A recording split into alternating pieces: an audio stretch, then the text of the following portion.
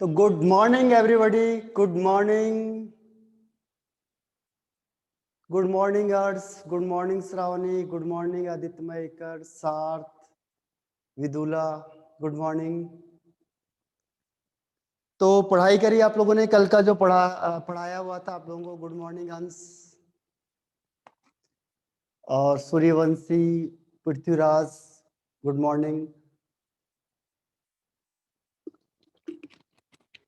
तो देखो आज का जो टॉपिक है, मैंने आपको कहा था इंपॉर्टेंट है, लेकिन कुछ हम थोड़ा थ्योरेटिकल पढ़ लेते हैं पहले। तो आपने क्या करना है, सोचो जरा, दिमाग लगाना है। मैं क्या करूंगा, पहला डिफरेंस बिटवीन मॉलिक्यूलर ऑर्बिटल और एंटी बॉन्डिंग मॉलिक्यूलर ऑर्बिटल। देखो, बॉन्डिंग मॉलिक्यूलर ऑर्बिटल और एंटी बॉन्डिंग के बीच में डिफरेंस है, ठीक है। तो डिफरेंस के लिए हम क्या करेंगे, पहले मैं लिखता हूं यहाँ प्रॉपर्टीज, ठीक है। कितनी प्रॉपर्टीज है, 10 करोड़, 20 करोड़, 50 करोड़, ठीक। तो ये प्रॉपर्टीज लिख ली मैंने पहले। उसके बाद यहां लिखा मैंने बॉन्डिंग मॉलिक्यूलर ऑर्बिटल, और यहां लिखा मैंने एंटी बॉन्डिंग मॉलिक्यूलर ऑर्बिटल, ठीक है। Bonding molecular orbital and anti bonding molecular orbital. अब आपको क्या करना है, यहां पे मैं प्रॉपर्टीज लिखूंगा और आपको यहां लिखना है कि क्या होगा उसके बारे में, ठीक है। जैसे मैंने फर्स्ट प्रॉपर्टीज लिखी इसकी, फर्स्ट कि जो मॉलिक्यूलर ऑर्बिटल बनता है आपका, बॉन्डिंग मॉलिक्यूलर ऑर्बिटल, वो कैसे बनता है, वेव फंक्शन के, सब्सट्रैक्शन के थ्रू, या फिर एडिशन के थ्रू, ठीक है। तो मैं लिखूंगा कि यहाँ पे molecular orbital is formed by, अब आपको यहाँ पे लिखना है कि एडिशन होगा by addition of wave function या फिर सब्सट्रैक्शन ऑफ वेव फंक्शन। दो ऑप्शन है हमारे पास। हाँ, वेरी गुड अंश, आदित्य मयकर। पहले वाले में क्या होगा, मॉलिक्यूलर बॉन्डिंग मॉलिक्यूलर ऑर्बिटल में जो बॉन्ड इसका बनता है वो कैसे बनता है, एडिशन से या सब्सट्रैक्शन से। हाँ, वेरी गुड अदिति। तो ऐसे आप आराम से याद कर सकते हो, इसीलिए मैंने कहा था प्रॉपर्टीज इंपॉर्टेंट है। देखो, बॉन्डिंग मॉलिक्यूलर ऑर्बिटल कैसे बनेगा, by addition of wave function, by addition of wave function या एटॉमिक ऑर्बिटल। और एंटी बॉन्डिंग कैसे बनेगा, एंटी बॉन्डिंग मॉलिक्यूलर ऑर्बिटल कैसे बनेगा, एंटी बॉन्डिंग कैसे बनता है, बाय, हाँ वेरी गुड अंश, अद्वैत वेरी गुड, अदिति, बाकी कहां चले गए आज सब, ठीक है। तो ये हो गया आपका, ये बनेगा सब्सट्रैक्शन के through, subtraction of wave function, subtraction और दूसरा एडिशन। अब देखो सेकंड पॉइंट, ये मेन है कि मैं किसके बेस पे से डिफरेंशिएट कर रहा हूं। अब सेकंड मैंने कहा एनर्जी, एनर्जी किसके कंपैरिजन में करेंगे, एनर्जी फ्रॉम आइसोलेटेड एटम। जो आइसोलेटेड एटम था, जो सिंगल एटम था, उसके कंपैरिजन में आपने बताना है कि बॉन्डिंग मॉलिक्यूलर ऑर्बिटल की एनर्जी ज्यादा होगी या कम होगी, हाई या लो।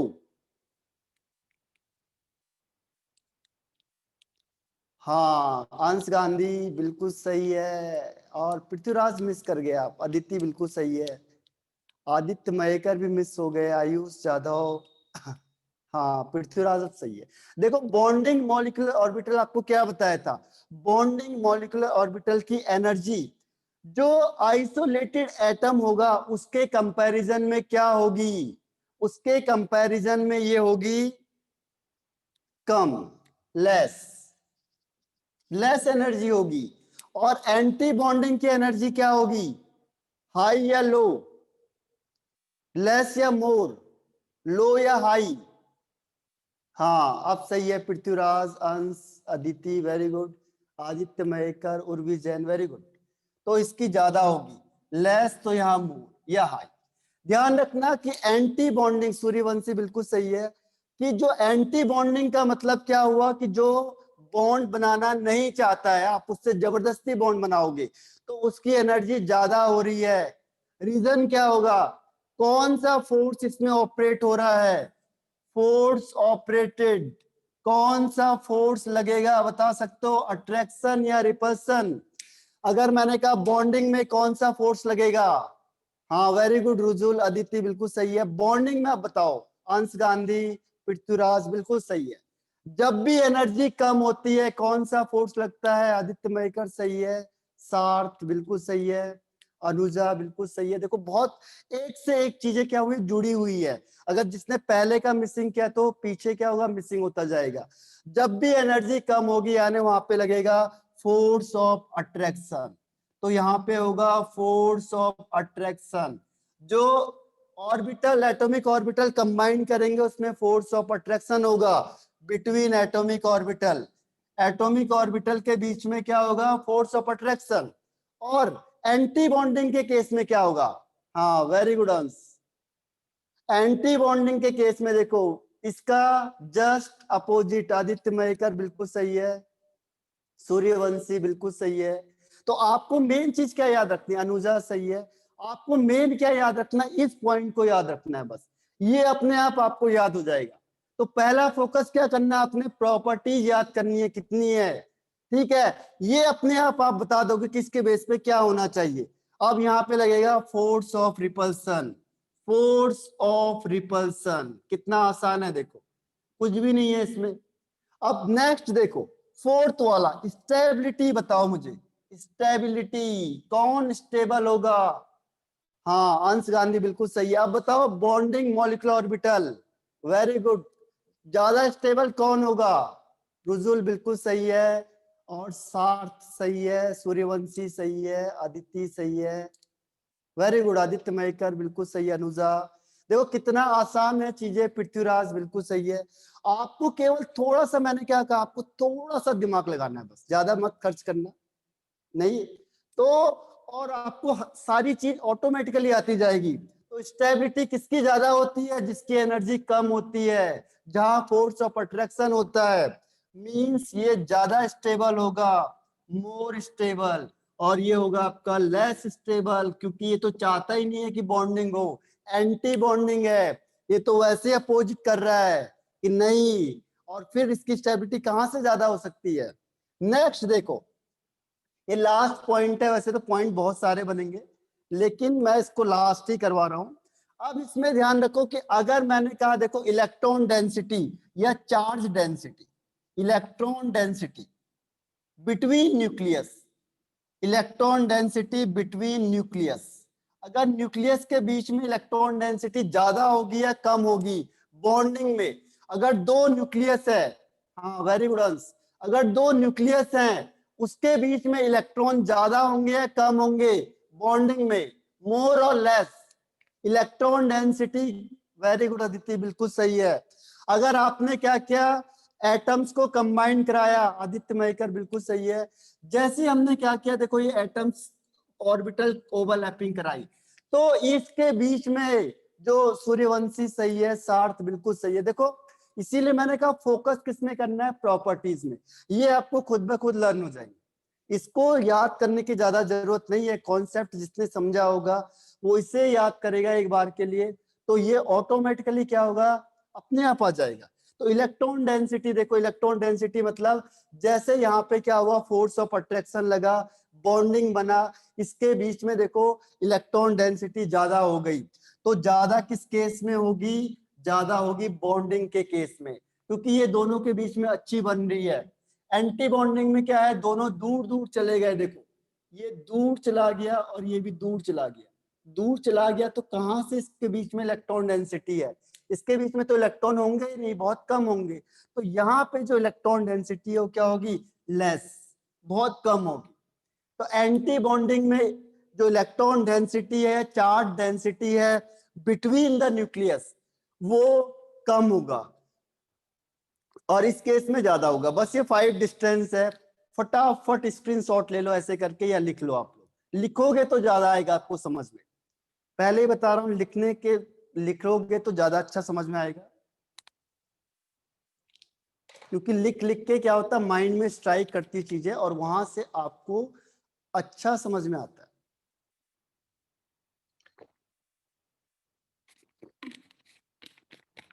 कोई है ऐसा जिसको नहीं आया? कुछ बच्चे नहीं लिखते। हाँ सही कह रहा हो, कुछ बच्चे नहीं लिखते।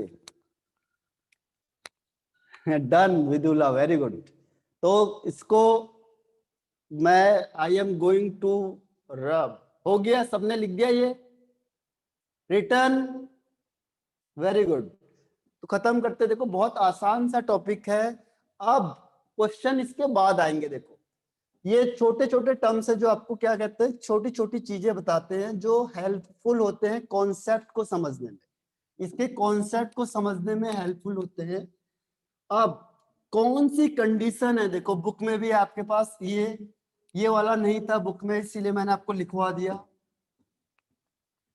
अब मॉड्यूल में देखो आपके पास है, मॉड्यूल में 114 में देखो, condition for the combination of atomic orbital, condition for the combination of atomic orbital.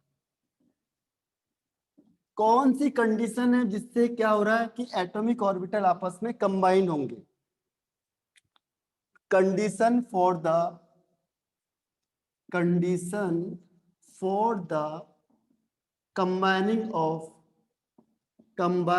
of atomic orbital. Atomic orbital के लिए कौन सी ऐसी कंडीशन है जिसमें वो क्या हो सकते हैं, आपस में कंबाइन होंगे। हर एक कंडीशन में नहीं हो सकता। ये आपने कहाँ भी पढ़ा था, ये आपने पहले की थ्योरी में भी पढ़ते आ रहे हो, वही चीज उसने बताई है, कोई अलग से नहीं बताया है।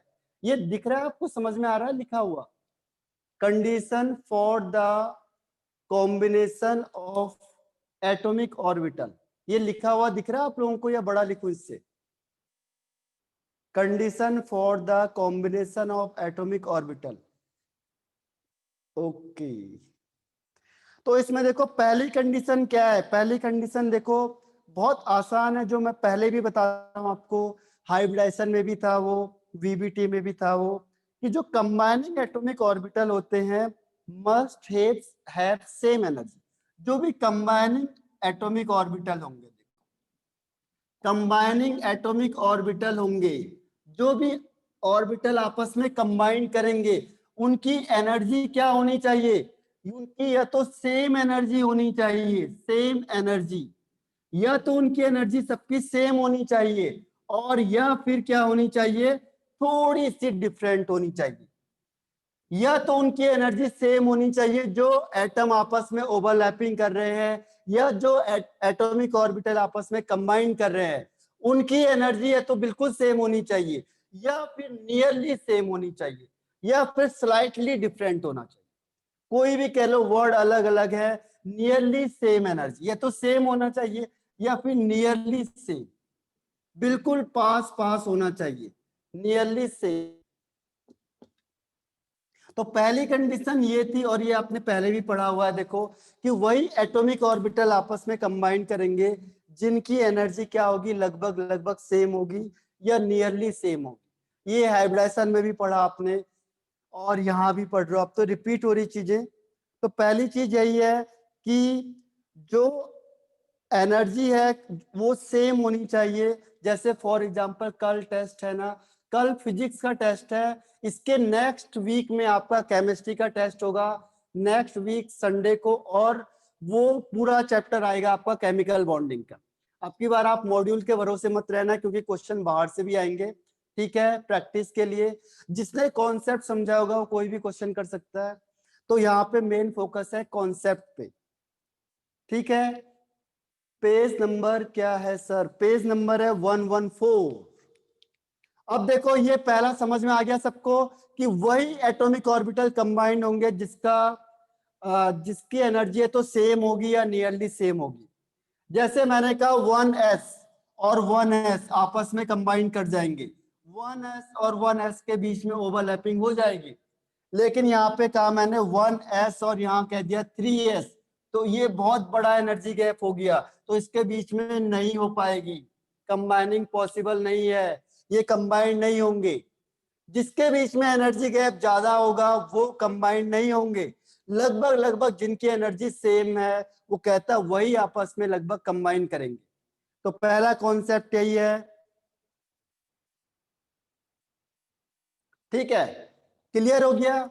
इससे हमें यह पता चलता है कि लिमिटेड नंबर ऑफ कॉम्बिनेशन ही हो सकता है, इससे वो बताना क्या चाह रहा है, इससे वो ये कंक्लूजन कहना चाह रहा है कि केवल लिमिटेड कॉम्बिनेशन ही पॉसिबल है, limited combination is possible. Unlimited वाला प्लान नहीं लिया अपने समय, लिमिटेड वाला प्लान ही चल रहा है, ठीक है। तो लिमिटेड कॉम्बिनेशन ही पॉसिबल है बस, अनलिमिटेड नहीं है जियो वाला कि बात करते जाओ पूरा जब तक मर्जी हो, ठीक है। ये लिमिटेड प्लान है केवल, तो लिमिटेड कॉम्बिनेशन ही पॉसिबल है, ये नहीं कि कोई भी कॉम्बिनेशन करवा दो आप, जो आपकी मर्जी आए वही करवा दो, ऐसा नहीं चलेगा, ठीक है। केवल वही आपस में कंबाइंड होंगे जिनकी एनर्जी सेम होगी। तो इसका मतलब क्या हुआ, चीजें लिमिटेड हो गई। अब सेकंड पॉइंट देखो,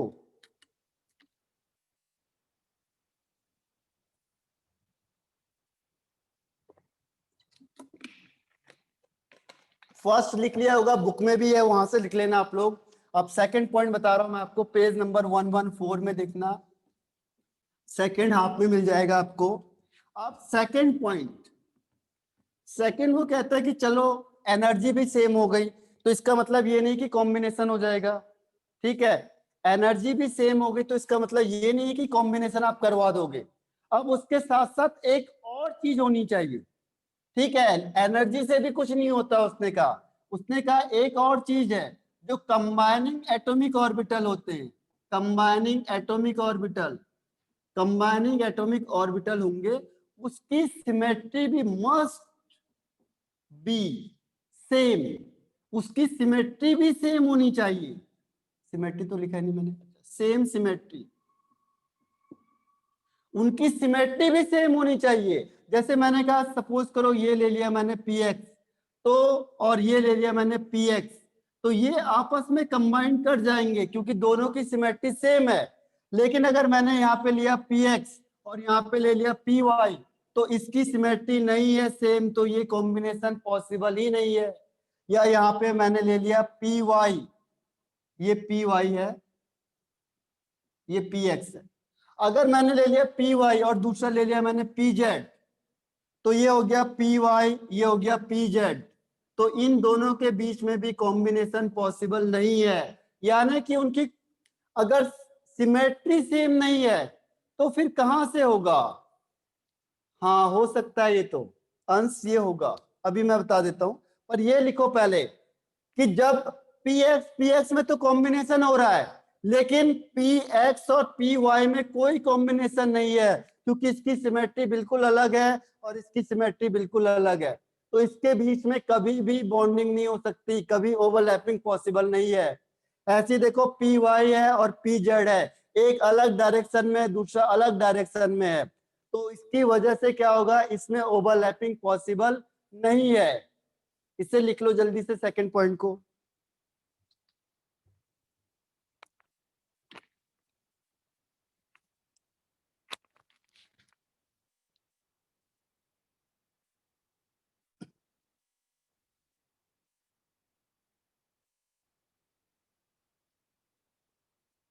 रिटर्न, वेरी गुड, बहुत बढ़िया। अब मैं पूछ लेता हूं एक बार आप लोगों से, ठीक है, एक बार पूछ लेता हूं, इसको मैं हटा रहा हूं।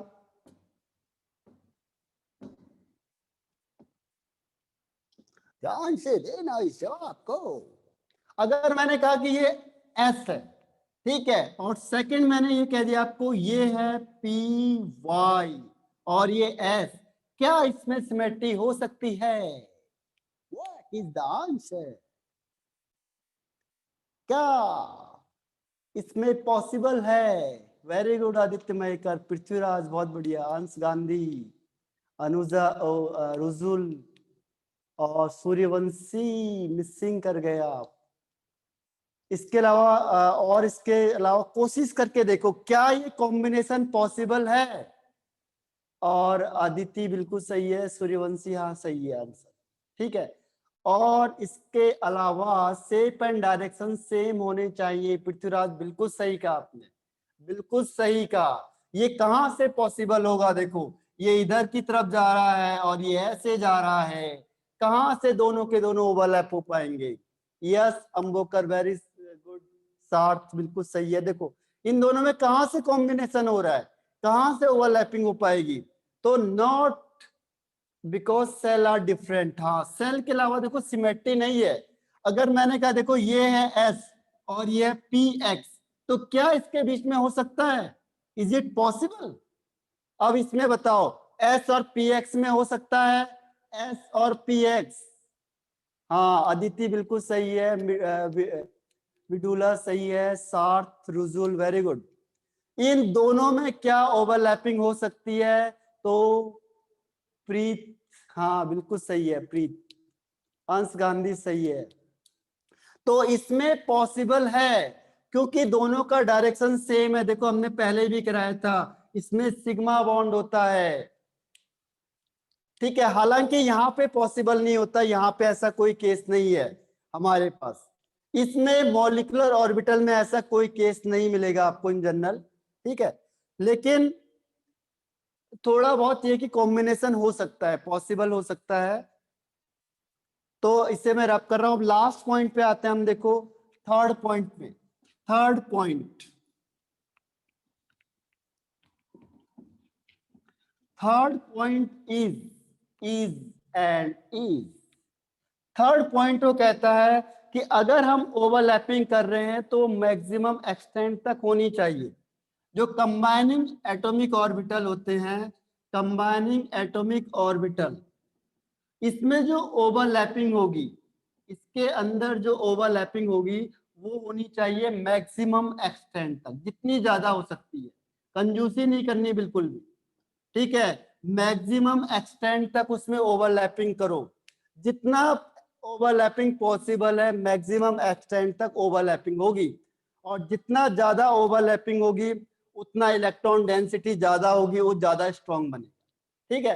तो वो कह रहा है कि कंबाइनिंग एटॉमिक ऑर्बिटल अगर आपस में ओवरलैप करेंगे तो मैक्सिमम एक्सटेंट तक वो ओवरलैप होंगी, ठीक है। Maximum must overlap to the maximum extent, must overlap. ये नहीं कि आप कंजूसी करोगे, आप कंजूसी बिल्कुल नहीं करनी है, ठीक है।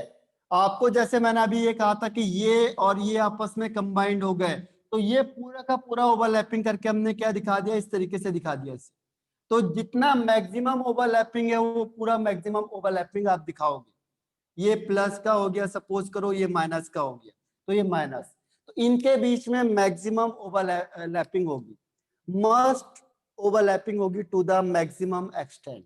जो combining atomic orbital must overlap to the maximum extent.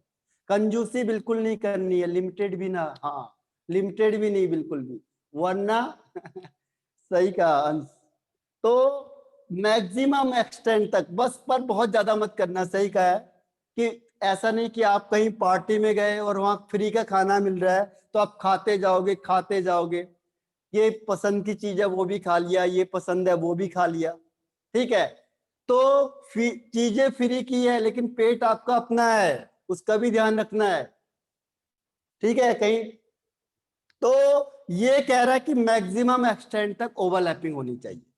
समझ में आ गया सबको?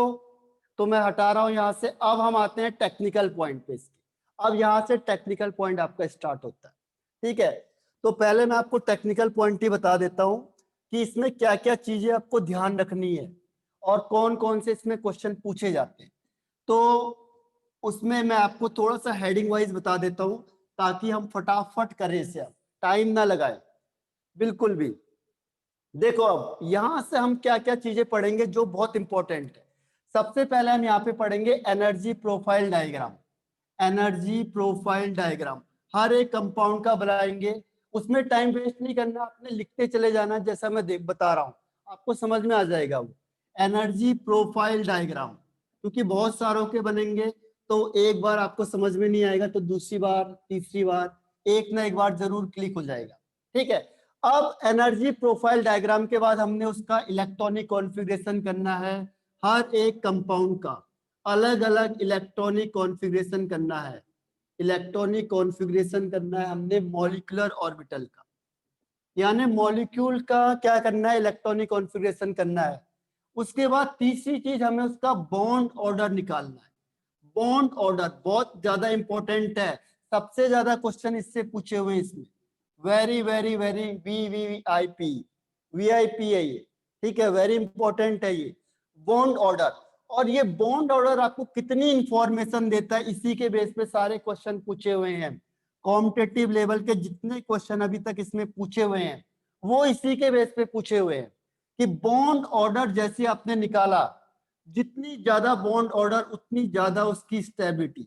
बॉन्ड ऑर्डर मतलब कितने बॉन्ड है, जैसे मैंने कहा ऑक्सीजन ऑक्सीजन डबल बॉन्ड, तो इसका बॉन्ड ऑर्डर हो गया 2। जितने इसके बीच में बॉन्ड होंगे इसका एक फॉर्मूला होता है निकालने का, और इससे आपको पता चल जाएगा कि इसके बीच में कितना बॉन्ड है।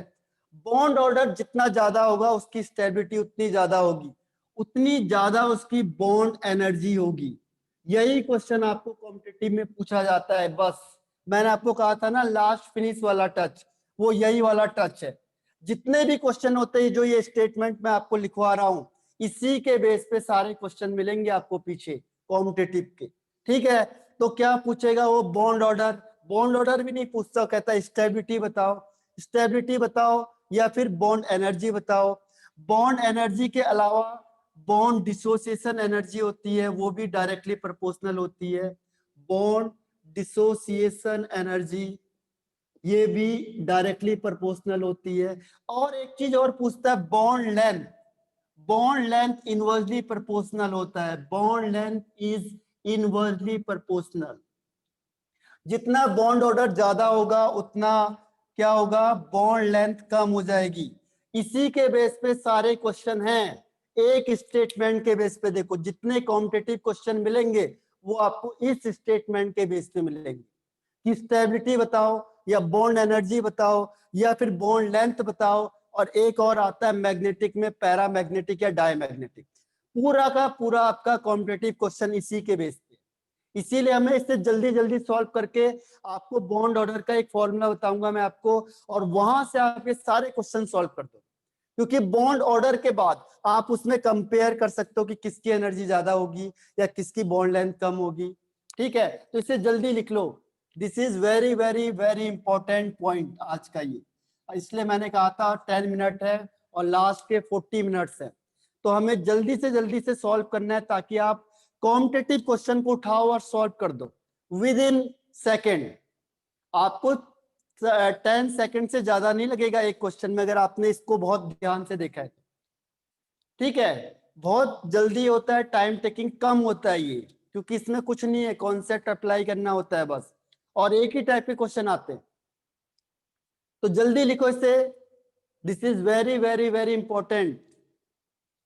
एक आध भी कम भी कर सकते हो आप, बढ़ा भी सकते हो अकॉर्डिंगली।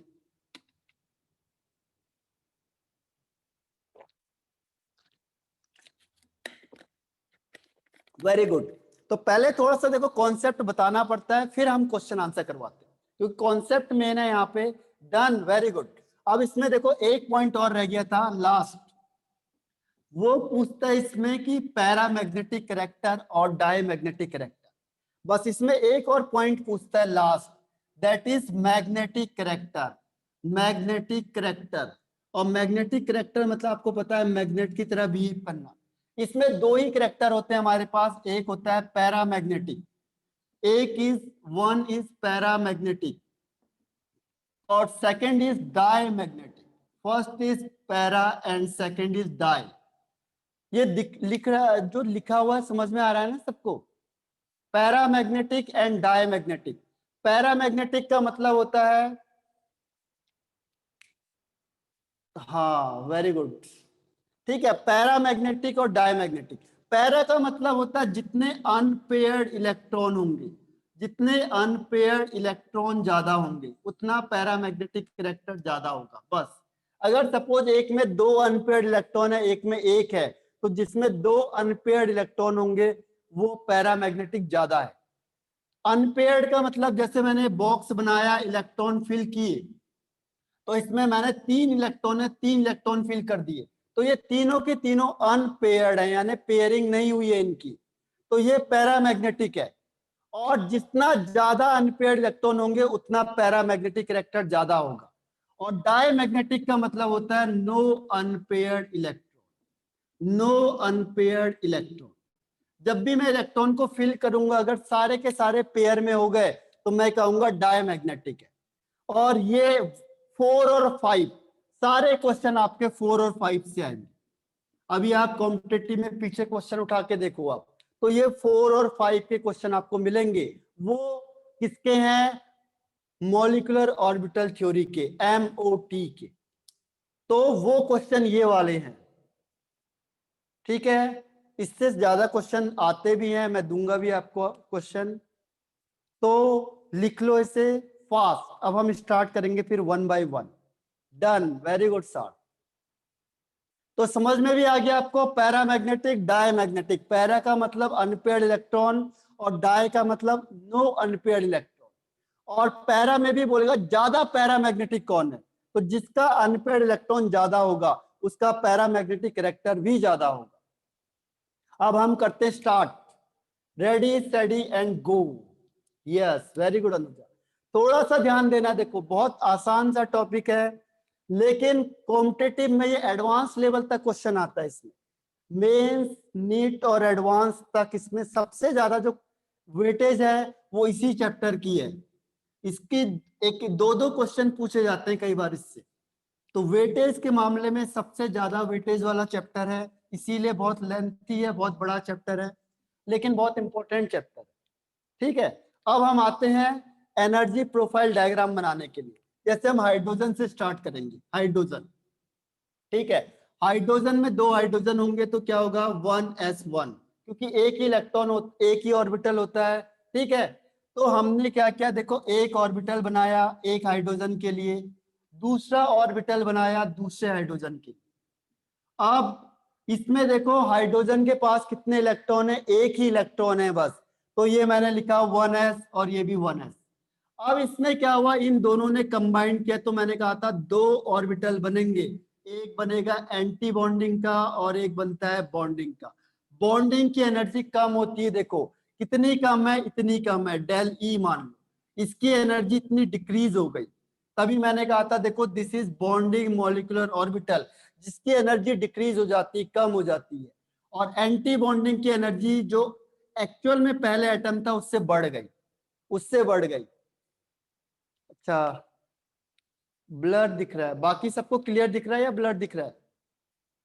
क्लियर दिख रहा है सबको या ब्लर दिख रहा है? क्लियर दिख रहा है ना, ओके, वेरी गुड। तो ये बहुत ध्यान से देखो इससे। अब देखो हाइड्रोजन के पास एक इलेक्ट्रॉन है, तो इसको हम नेमिंग कैसे करते हैं? देखो इसके बीच में क्या होगा, सिग्मा बॉन्ड होगा, तो सिग्मा बॉन्ड के लिए सिग्मा 1s, और इसके लिए एंटी बॉन्डिंग के लिए, क्योंकि एंटी बॉन्डिंग को स्पेशल रिप्रेजेंट करते हैं, तो हम लिखेंगे इसे सिग्मा एस्टिक 1s। ओके, तो यहां पे देखो एक इलेक्ट्रॉन है तो इसके पास एक इलेक्ट्रॉन, इसके पास भी एक इलेक्ट्रॉन है तो एक इलेक्ट्रॉन। अब 1 + 1 कितना हो गया टोटल? 2 इलेक्ट्रॉन हो गया अब हमारे पास। अब देखो मैंने कहा रूल अप्लाई करेंगे, तो सबसे पहले लोअर एनर्जी ऑर्बिटल फिल होगा, फिर इलेक्ट्रॉन हायर में जाएगा, और एक ऑर्बिटल में 2 इलेक्ट्रॉन से ज्यादा नहीं हो सकते, और मेरे पास तो 2 इलेक्ट्रॉन है, तो मैं क्या करूंगा, 1 और 2 पहले से पूरा फिल करूंगा, ठीक है। तो ये हो गया एनर्जी डायग्राम किसका? हाइड्रोजन का। H2 का एनर्जी डायग्राम बन गया ये, ठीक है। अब इसका इलेक्ट्रॉनिक कॉन्फ़िगरेशन लिखेंगे, इलेक्ट्रॉनिक कॉन्फ़िगरेशन। अब यहां से स्टार्ट होगा, देखो सिग्मा 1s2, इसका नाम कैसे लिखेंगे? Sigma 1s2। यहाँ पे आगे सिग्मा आ जाएगा, बस इसे लिखते जाओ। मैंने कहा था पहले आप लिखते चले जाओगे, क्योंकि हमारे पास ज्यादा हैं, तब हम क्वेश्चन आंसर कर पाएंगे। तो पहले आप इस डायग्राम को बना दो, और electronic configuration of bond order बस हमने 2 ही निकालने बस पहले, फिर हम उसे आगे कंपेयर करेंगे। तो फास्ट इसे लिख लो जल्दी से। अब इसका बॉन्ड ऑर्डर निकालने का फॉर्मूला क्या होता है? देखो बॉन्ड ऑर्डर होता है 1/2 into number of electron in bonding orbital minus number of electron in anti bonding molecular orbital. इन दोनों को माइनस कर देना है बस।